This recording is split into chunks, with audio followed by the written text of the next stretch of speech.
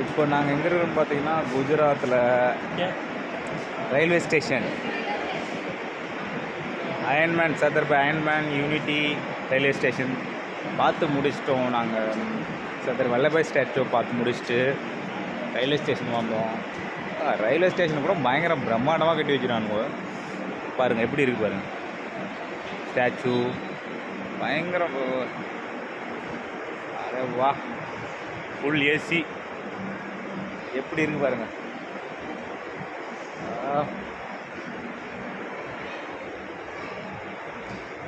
Railway station करते करते काम करते इधर आओ. एस्केलेटरல போறோம்.